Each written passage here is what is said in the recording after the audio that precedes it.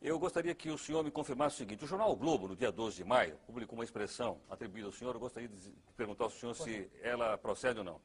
Ele diz o seguinte: que o senhor teria dito que a classe política brasileira é representada pela escória da sociedade. Sem O senhor disse isso? Disse com os mesmos termos. Então, eu quero respeitosamente perguntar ao senhor o seguinte: isso? Não, por isso não quis ser candidato a nada.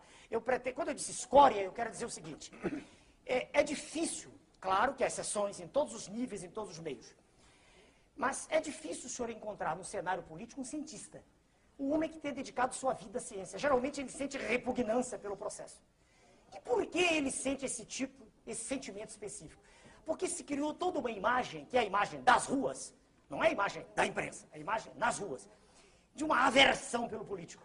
O político geralmente é vaiado. O político geralmente é alguém para quem se olha assim, cheio de vida fácil.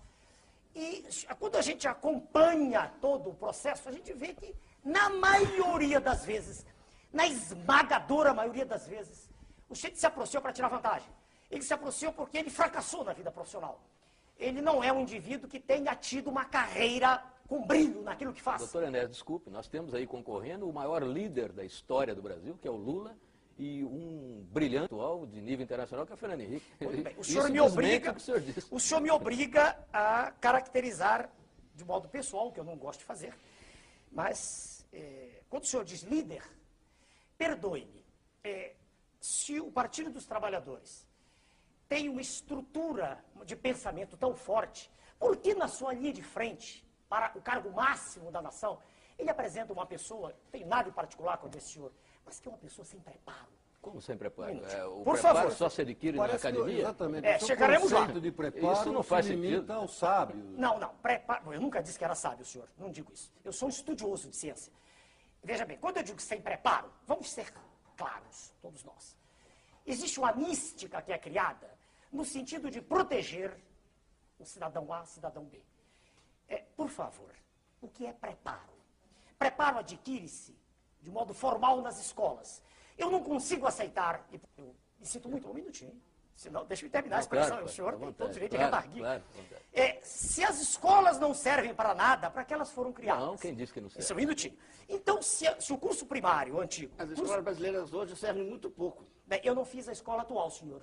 Eu fiz há 50 anos atrás. Sim, mas o senhor concorda que hoje elas servem muito pouco, né? Elas servem pouco, mas é melhor a escola do que a não escola. Permita-me só terminar o pensamento aqui.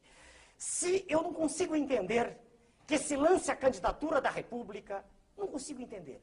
E que haja um aplauso de um grupo, né, a uma pessoa que nunca estudou, que se exprime com muita dificuldade, em linguagem falada ou escrita, e que, perdoe-me, fala do que ouve. Eu não conheço nesse senhor, né, o candidato do PT, nada que nesse período todo de 79 me tenha impressionado no que concerne alguma análise profunda de questões sérias. Eu nunca vi isso. Eu não sei como uma pessoa que nunca educou ninguém pode falar de educação, eu não entendo. Agora, se o senhor diz que eu estou ofendendo, eu não estou ofendendo. Faz um diagnóstico. Você está mostrando um preconceito absurdo. Não, não é preconceito. Veja, senhor, para dirigir um avião, exige-se um curso de treinamento. Não há nenhuma dúvida. Para dirigir uma escola, exige que a pessoa tenha um diploma. Para ser presidente da República, não se exige nada. Exige que seja um cidadão que tenha legitimidade no seu poder, que tenha o apoio da sociedade.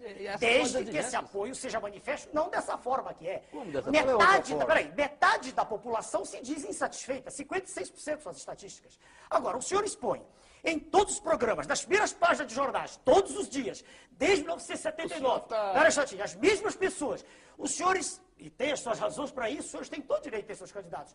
Não, é natural. Por favor. É natural. Em 89, não é essa a questão. É, sim, senhor. Não só com meus candidatos, nossos candidatos. Não, os senhores me chamaram porque a lei assim o exige hoje. Em 1989, eu era a mesma pessoa. Tão preso hoje. Os mesmos diplomas que tem hoje. Nunca houve um órgão de comunicação, nunca não. O senhor Jô Soares me chamou, me deu essa oportunidade. Mas ninguém se interessava, era uma pilhéria.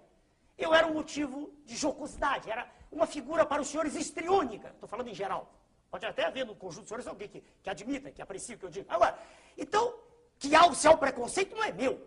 O que é que deveria fazer a imprensa quando vê um médico que trabalhou a vida inteira, que ensinou a vida inteira, que formou jovens, que nunca chegou atrasado ao seu curso, que deu exemplo de cidadania formando pessoas, que se dedicou sempre ao trabalho e não fazendo greves, estudando e trabalhando? Por que a imprensa não foi perguntar para mim o que eu pensava em 89? Por que, um minutinho, porque só 5 anos depois, quando eu provei de modo categórico que não queria pertencer ao sistema, por que só 5 anos depois a imprensa se interessou? Dê-me uma razão. Eu dizia as mesmas coisas. Qual é a vantagem que tem o cidadão que educou, formou, etc. Um operário comum, não estou me referindo ao aluno, um operário que educou os seus filhos, que ensinou os seus filhos, que trabalhou a vida inteira e que fez greve também, que é constitucional, perfeitamente constitucional. O seu viés autoritário transforma a greve num pecado mortal. Está na Constituição. A greve é um direito inalienável do trabalhador. Eu nunca disse o contrário, está no manifesto do meu partido. Isto é uma coisa. Outra coisa é viver disso. É fazer disso profissão de fé. Outra coisa é não ter feito nada além disso na vida, como, aliás, o jornal do senhor escreve sobre mim, não sei quem, não me lembro, porque eu não gravo o nome dos senhores, que diz que a biografia do senhor candidato PT é melhor que a minha. Mostre-me o currículo do candidato PT. Mostre-me o que ele fez ao longo da vida. Por favor, o senhor estou obrigado a dizer. Pois não. O senhor está sugerindo que, para a presidência da República, façamos como se fazia até, de certo modo, na Grécia, um concurso de livros docentes? Olha, um concurso seria algo extremamente mais legítimo do que isso que aí está. A lei eleitoral foi feita assim agora, dizer que é muito boa. Ela que é anterior, mas ela foi feita assim, veja o senhor. Ela dá a um candidato 7 minutos de exposição, apesar de estar todos os dias nos jornais. Dá outros 5, 6. Eu terei 1 minuto para expor. Eu lhe garanto uma coisa, e digo para o senhor e para todos que ouvem. Exprimindo-me durante 13 minutos, não haveria segundo turno. Eu vou dizer por quê. Porque, espera aí, se o senhor conversar com o homem da rua, o que ele quer ouvir é exatamente o que eu estou dizendo. Não tenha dúvida. Eu queria que o senhor me desse uma resposta. Seria melhor que fosse um concurso de livre docência, de títulos e... Olha, veja bem, devagar. Eu quero dizer o seguinte... E currículos? Para responder ele, por favor. Dever-se-ia exigir um mínimo. Não é um concurso para docência, que isso pressupõe uma especialização. Isso pressupõe a entrada numa seara específica de atividade cognitiva. Não estou dizendo isso. Não, o mais diplomado, não necessariamente. Graduado... Exige-se um mínimo de preparo. Mínimo. Segundo, preparo formal de faculdade. Eu não conheço preparo, veja o senhor, a não ser, é claro, isso é raro, a gente encontra o autodidatismo, que eu fiz em algumas disciplinas. Mas a formação curricular é fundamental para que uma pessoa possa manifestar-se acerca de um tema. Estamos todos aqui. Se alguém fizer a pergunta do auditório, aqui não há auditório, se fizer a pergunta da rua, qual é a natureza da luz, se não houver ninguém aqui que tenha estudado ciência... Perdão, só um segundo.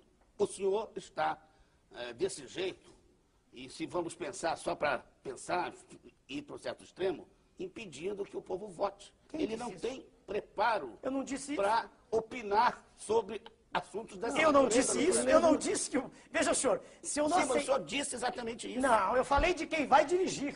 Veja, senhor, mas quem vai escolher também tem que estar preparado para uma missão O raciocínio leva isso. O raciocínio leva isso. Não disse isso. Veja o senhor. Só votariam os homens bons, com certo nível de preparação. República sem citar. É natural que os senhores pensem assim, e é natural que os pontos de vista sejam diametralmente opostos. Claro, eu respeito. Mas eu não disse